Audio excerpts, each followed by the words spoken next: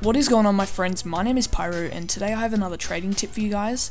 So today's trading tip is about how to price unusuals. This can be used to price both unpriced unusuals and already priced unusuals. Sometimes it's you don't know what the price is, so you want to, maybe it's an old price that you don't know. Maybe it's an old price that hasn't been updated for a while, so you just want to check it. I typically always check the price like this before I actually buy it, because you don't want to be buying a unusual that's that's more or less than what it's worth. Well, maybe more than what it's worth. But today's tutorial, you just need 2 pages, so backpack.tf and outpost. So I'm trying my hardest not to say because it's a really bad habit of mine, and I just, for both school and videos, I want to try and stop saying I've got a little bit of like a stutter, I find. Like I kind of need to take the time to think about my words, and sometimes I speak a little bit too fast to pronounce it. So that's just a little side note. So there we go again. All you need to do is go over to hover over this and click unusual prices. Click that. It'll bring up all the unusuals in the world. You can filter them, all that.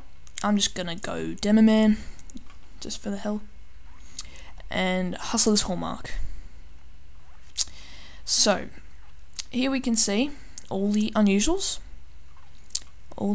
here, and here we can see, I'm just gonna go with purple energy, just because I like purple energy. Here we can see the price is around 6 buds, 5.9 to 6.1. It averages at 6 buds, or 113 keys. Now, to see the price suggestion, or how old it is, you just click, you just hover over it and click stats. So this brings up a little page here, and you can see make sure you check how the status of the thing. So this was closed, and this was accepted. So this was 7 months old. So that's quite old. Like that's that's over half a year ago. So that's quite old. So here we can see the classified listings. So this one's 6 buds, this one's 6.5 buds. So already we have an idea of how much it's worth just on what people are selling it for. To get a better idea, I always use Outpost. Now, just before I show you, hover over it and click Outpost.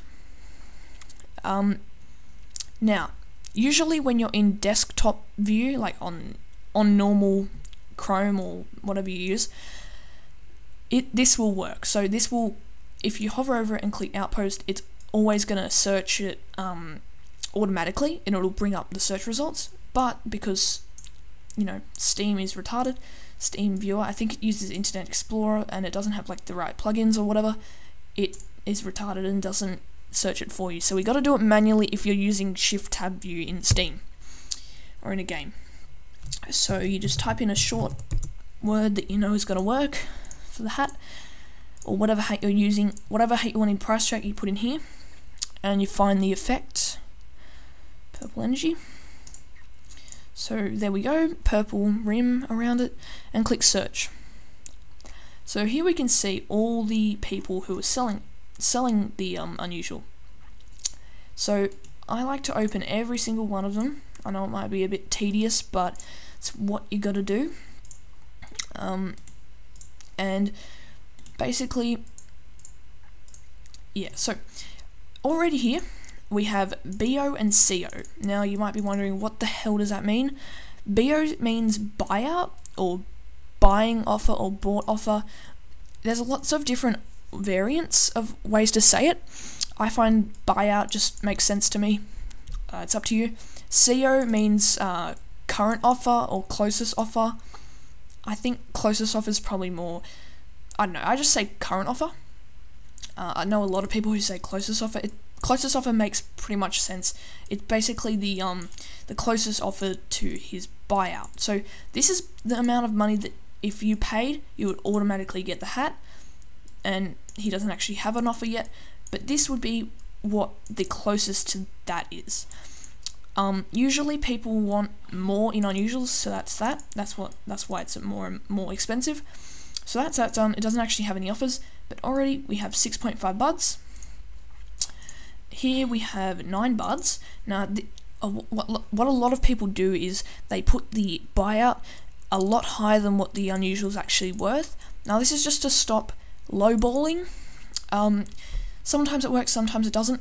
I usually don't, if it's an extremely high price, I don't count that towards my visual price, like virtual pricing in my brain. Like, so, or like at the moment, we've got one that's 6 buds, one and 2 that's 6.5 buds.